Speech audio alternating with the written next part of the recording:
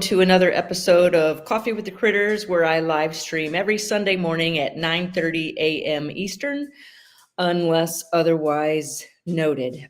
Sometimes I live stream at 9 a.m. when we have a guest on, and I try to have a guest on about every 6 weeks. And I will announce this via our email newsletter, which you can sign up for right here on our Facebook or on our website. So for those that are new, happy Halloween, happy November. My name is Laura Joseph, owner of the Animal Behavior Center.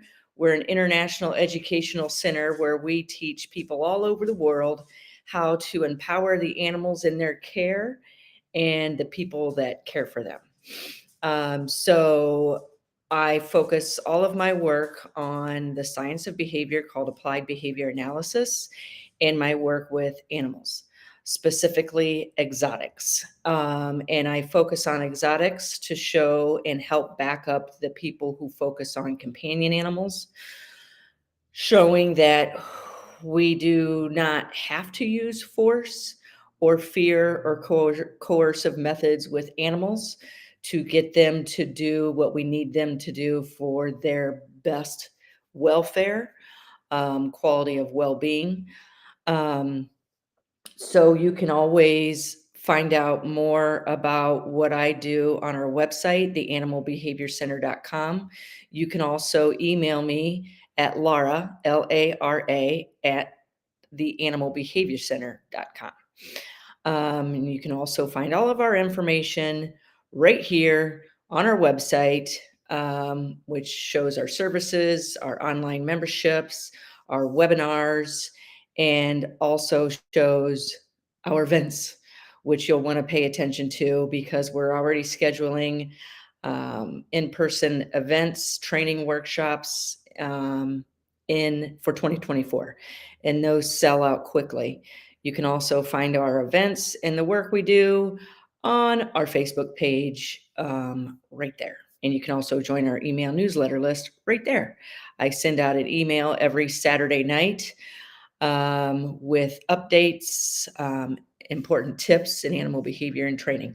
So let's go ahead and get started. Today, we're talking about, I'm answering your questions on animal behavior and training. Oh, there's one more thing I wanted to mention. Somebody reached out to me this week and asked if I would do a recording for someone that would love to see my work with the lemurs. So, and I have agreed to do that. And so, what I decided to do during this holiday season, I'm going to give even more to you. And if you have a loved one on your list, your holiday list, especially if they can't get out of the house, if you're a teacher and you have a child or a student that would love to see something, if you have someone that you care for that is sick, especially during the holiday season, I want you to message me. You can message me. You can send me an email. I already showed my email list, or go to my website, theanimalbehaviorcenter.com. Good morning, Beth. Good morning, Tim. Good morning, everybody. And I want you to tell me a little bit of their story, why they can't get out of the holidays, or if they're sick. Let me know, especially if there's a particular animal that would bring joy to their life. And what I'm going to do is I'm either going to live stream it or I'll probably record it and tell me their name, tell me the animal they want to see, especially if it's a parrot, alligator, lemur, wolf, um, and even more. And I will do a recording or a live stream and mention their name and show them the animal and maybe give a little something extra special during the recording. Let me know. Good morning, Wendy. So you can email me. Just go to theanimalbehaviorcenter.com and send me your message, or you can message me right here on Facebook or YouTube. We're live streaming in both locations right now.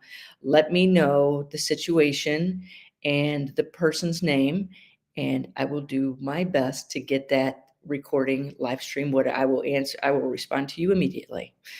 Okay, so without further ado, let's go ahead and get started with our Q&A this morning. Good morning, Adrian. So the science of behavior that I study, applied behavior analysis, is based on observable, measurable events to teach new behaviors or to modify behaviors. We also focus on really heavily on using applied behavior analysis in our enrichment for a wide variety of animals to empower these animals. Good morning, Emily. To empower the hell out of these animals. I want to see animals thriving in my care. If the animals are thriving, um, I know they're excited for the training, for the enrichment we provide. And people like seeing animals thrive. Thriving animals. Good morning, Sylvia. Good morning, Judith. When animals are thriving, people love to see that. That is not my number one goal. My number one goal is just for the well-being of the animal. But when people see those animals thriving, those animals also make great educators, ambassadors for the public, and pave the way for the future of animal caregiving in numerous different types of field: conservation, education, training, what have you. Good morning, Sandra. Um, and opens the eyes of some people and children who will never have the opportunity to see these animals or an animal, and can help these animals in the future. So, good morning, Stephanie.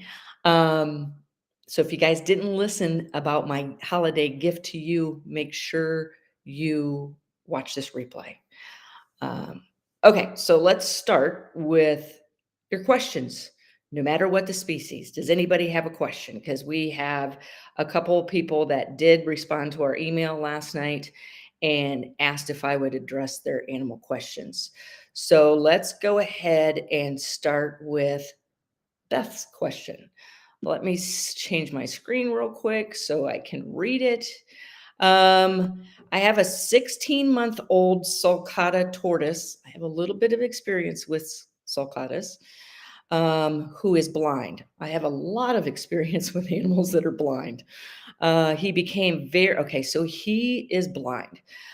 He became very ill with the herpes virus. It attacked his central nervous system and lost his sight. That's sad.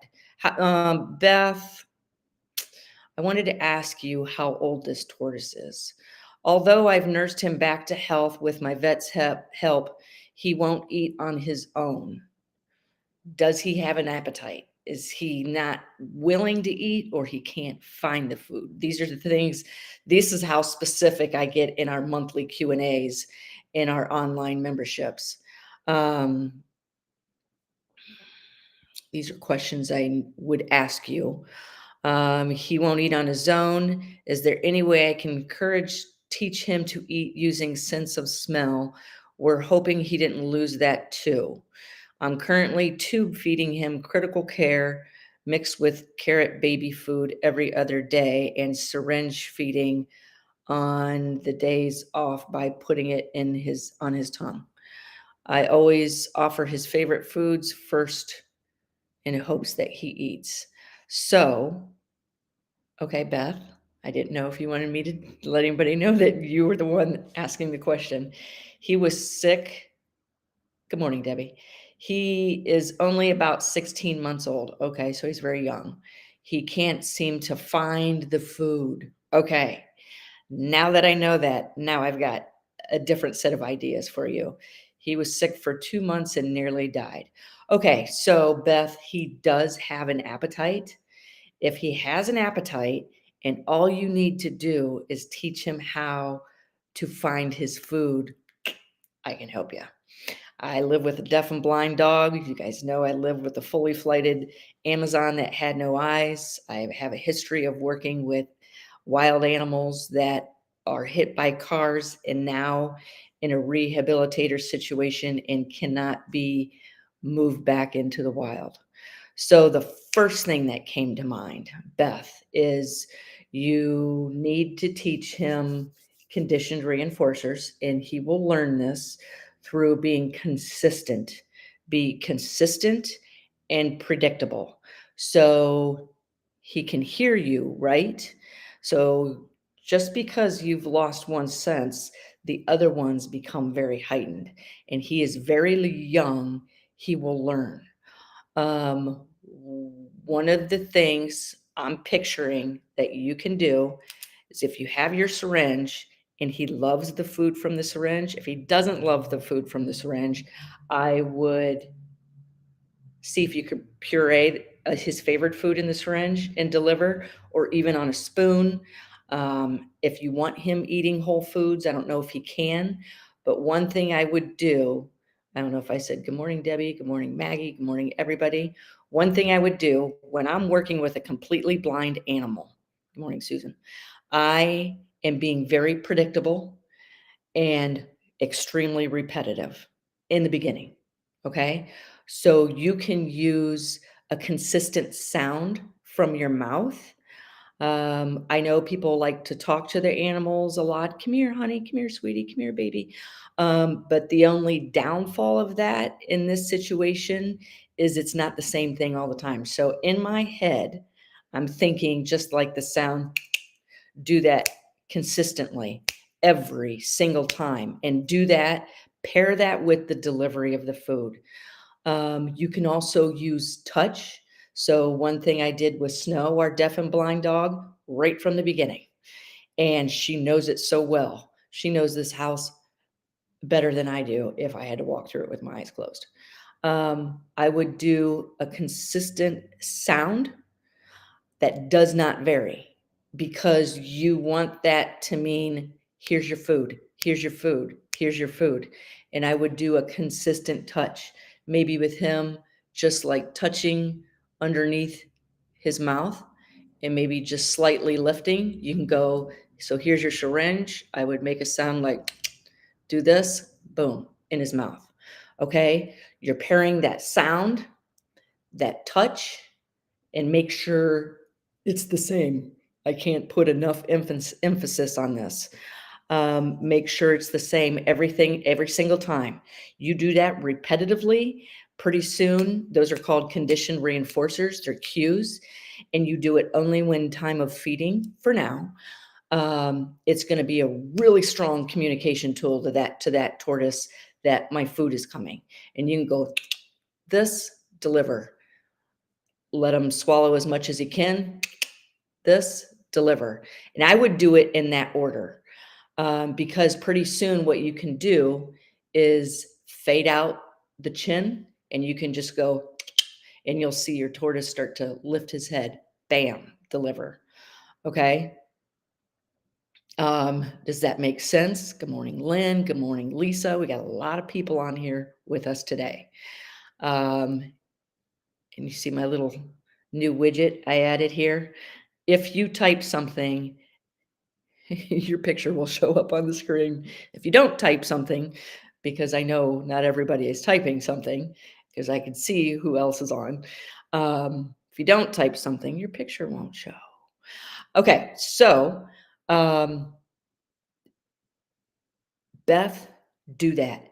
Be consistent, be predictable, deliver the food, I would say, in the same spot of his beak every single time. Beak, mouth, whatever you want to call it on a tortoise, especially in the beginning. This is what I had to do with the alligators, because when I first started training them, I was like, they were like reaching for the food and the tongs would hit them in the side of the mouth. That can be an aversive feeling, something they don't like. It's paired with my training. It is what I do not want.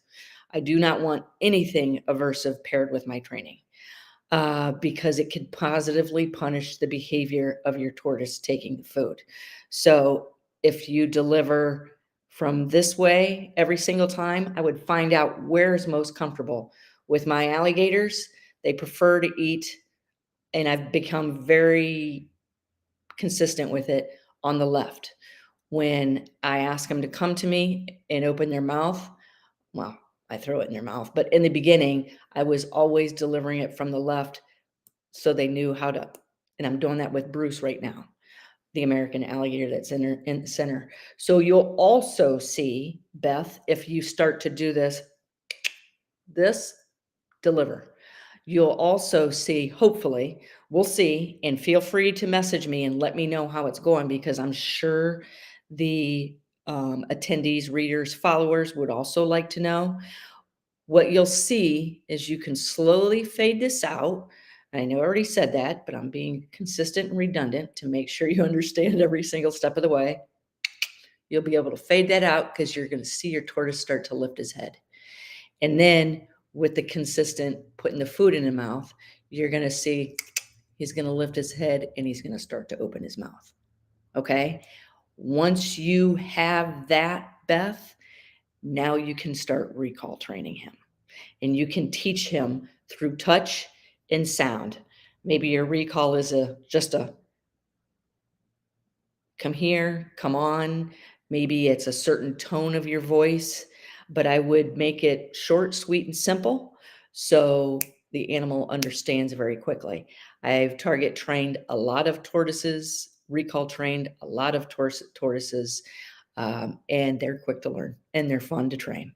So, training is communication, it is a dialogue you're creating with that animal. Beth says, okay, so maybe the tube feeding, which he hates, isn't aversive. It might be. It might be. Let's see if you can train, but he still has to have that, Beth. If he has to have that, you keep doing it because in situations where I have to use force, it's because the alternative of not using it is worse. The alternative of him not eating is death, and don't want that. So if you have to tube feed him, I if he does not like the tube feeding, do not go this. Do not pair any of that because you're pairing it with an aversive. I would grab him, tube feed him, but in the times that you're not tube feeding him, I would take his most highly valued reinforcers um, and deliver those when you're training. This makes sense. And hopefully he starts eating whole foods like dandelion greens. I know they need hay. I know this is Jason.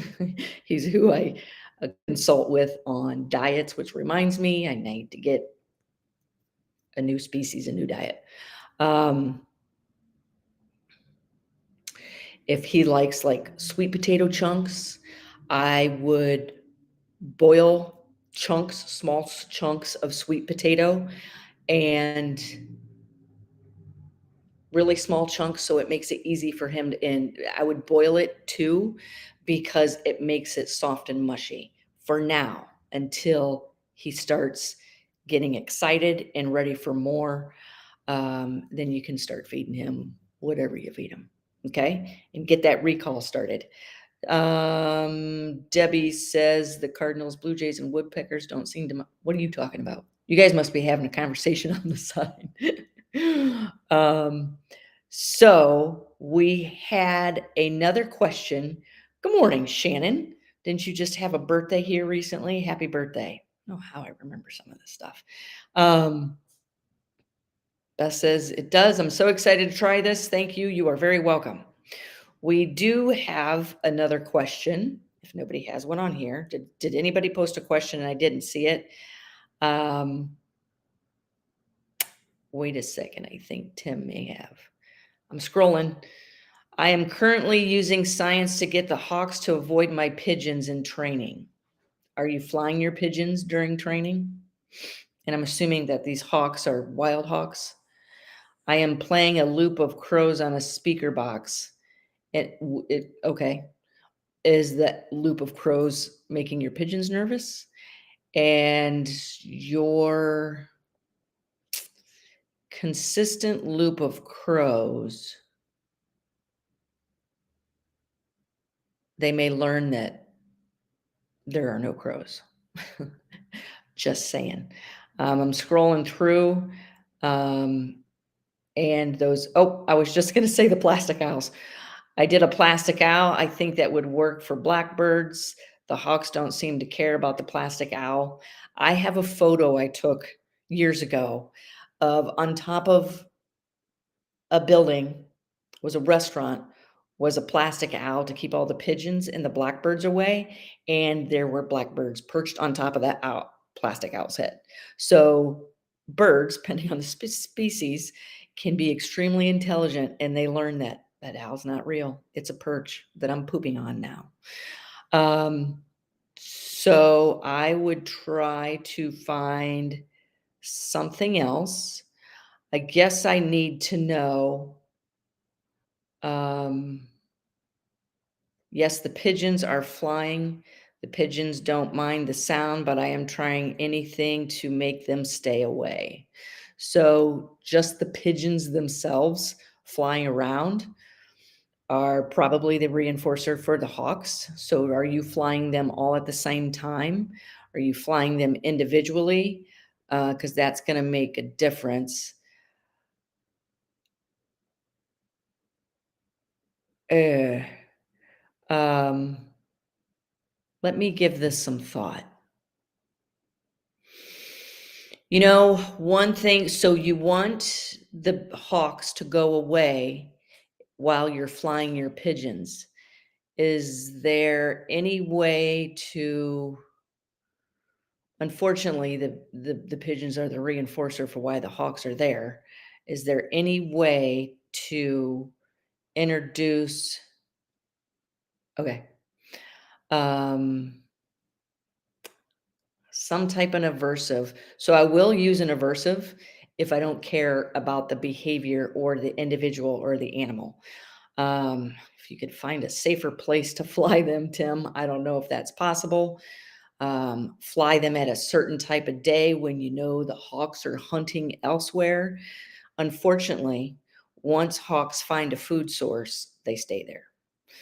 Um, if there was like I'm thinking of the first thing I would do is watch their pattern, the hawk's pattern throughout the day.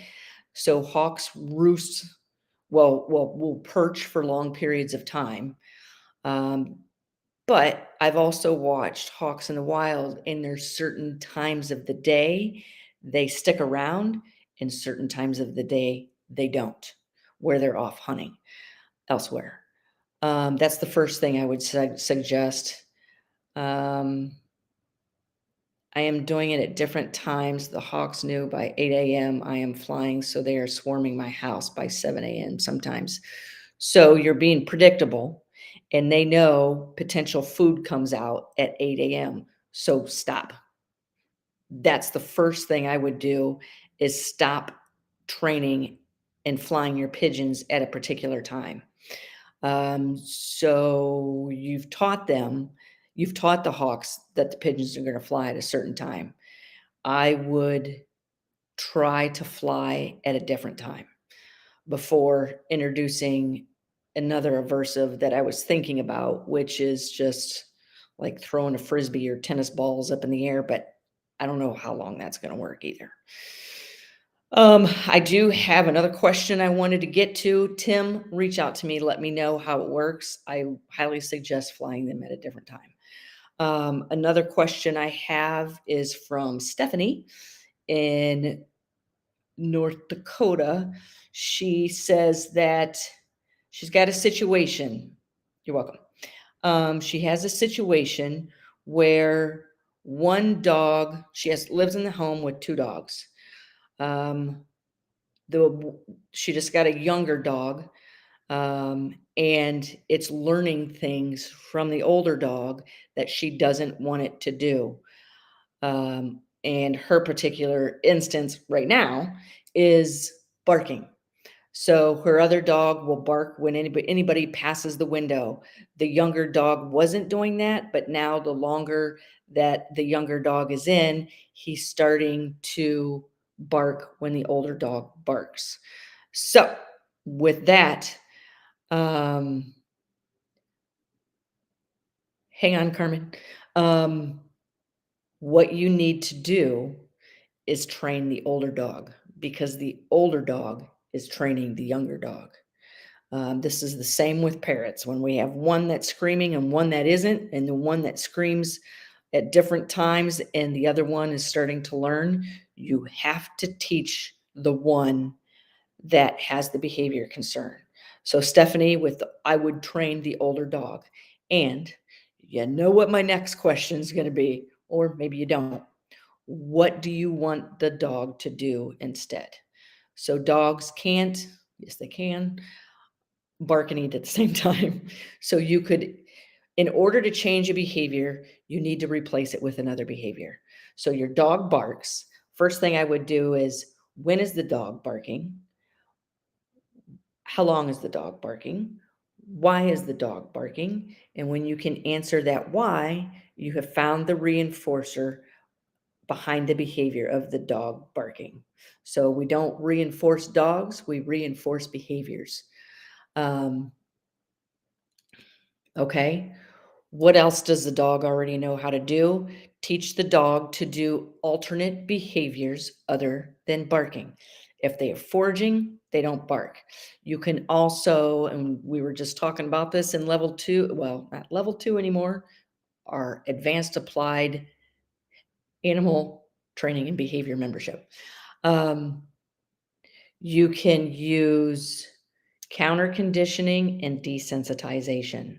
So find a reinforcer a positive reinforcer that the dog loves. Good morning, Therese. That the dog absolutely loves. All right. And the harder the behavior, the longer the behavior has been happening, the longer the history of reinforcement. Meaning that dog has been barking at people walking by the front window for 5 years.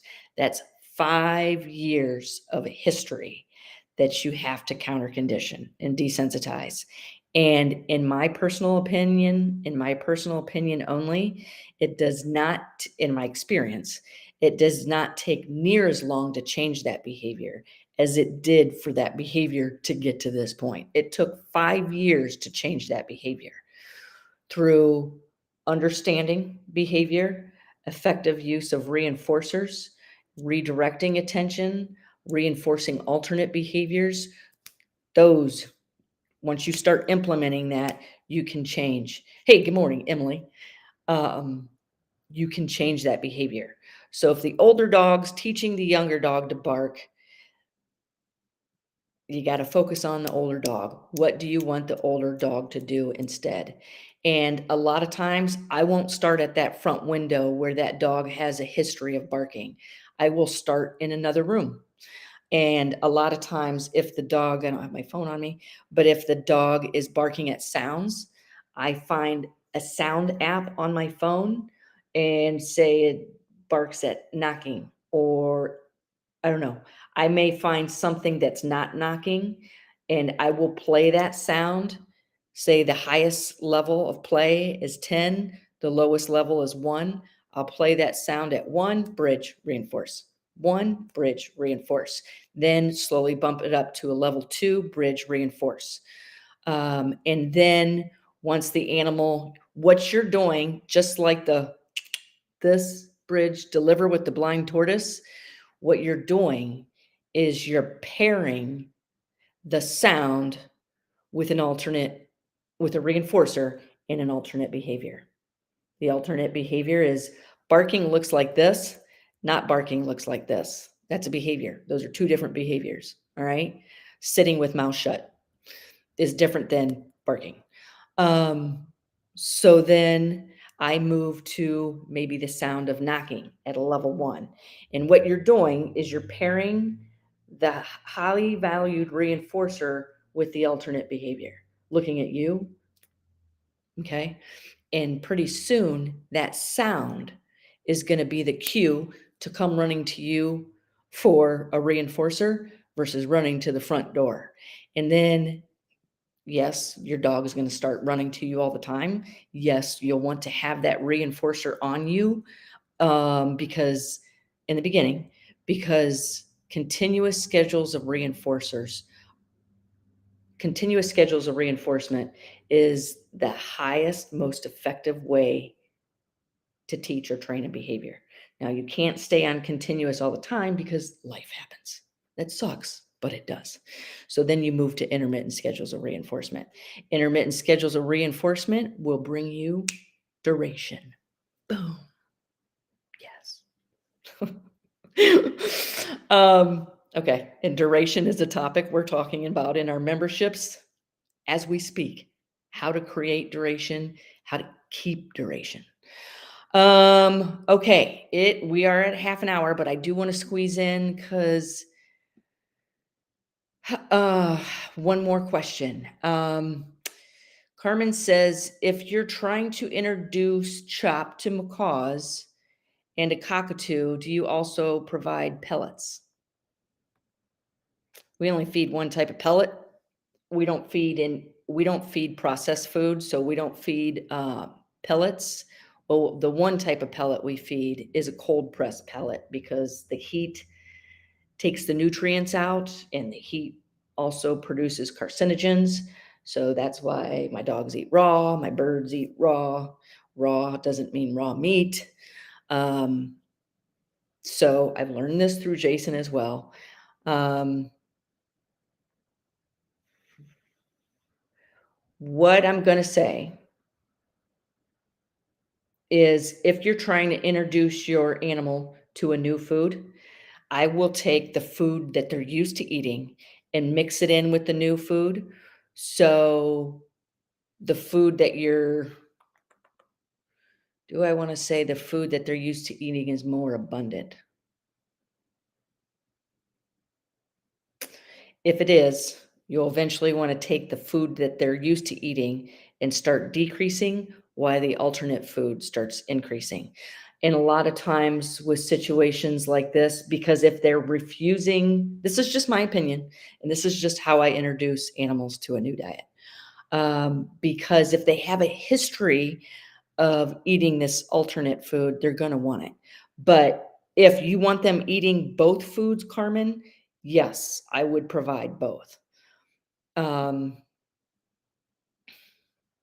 Something else I do when I want to introduce a new food is I will take the new food. If they aren't eating the new food, I will take it in a food processor and process it and get it really fine and sprinkle it and mix it in through the food so they can't help but eat it. And then they start consistently tasting that alternate food and then stop chopping it so tiny chunks, slowly start increasing the size of the alternate food until the alternate food is till they're eating it. Okay. I hope that helps. And this is big. So we're talking about today, we've talked about tortoises, dogs, and birds.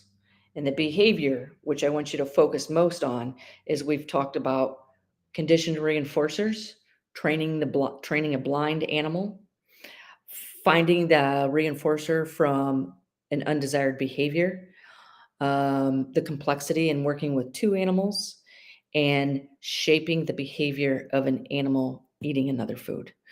So, with that being said, I got a couple things I want to mention before we end. We are taking in new volunteers at through our nonprofit, through the Animal Behavior Center's nonprofit, the Sam I Can Foundation. The Sam I Can Foundation focuses on enrichment and training and behavior of animals that have lost their homes or need new homes. So if you are interested in volunteering with us, our amazing team, we have a fabulous team and we have a lot of fun. And I've been out of commission for a little bit because I've been off on surgery, non-invasive, just a longer recoup time. And I am back to work as of yesterday. So I'm getting ready to go out and hang out with our volunteers and introduce them to working with some new animals. I'm going to be focusing on that all week. So if you are interested in volunteering for us, I know you have to be local to do that.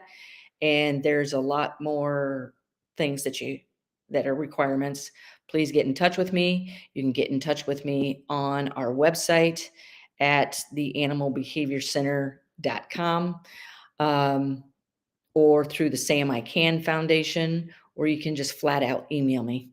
Also, I wanted to say it is November what, 5th?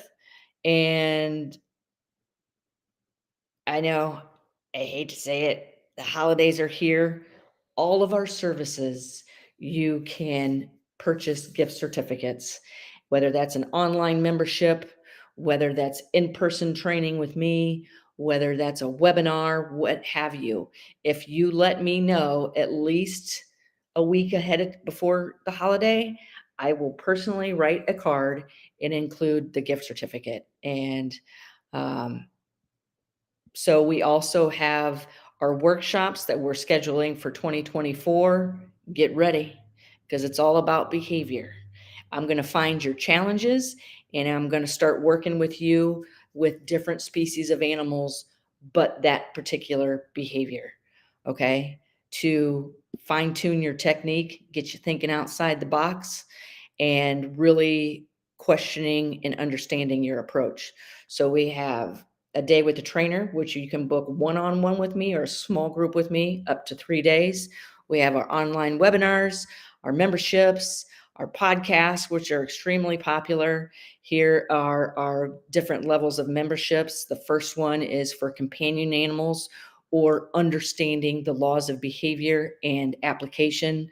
The middle one, the advanced one, that's where you're going to see me live streaming weekly with an array of different animals and how I'm going to get this behavior. We have the Parrot Project, which is another annual online membership, which is extremely popular.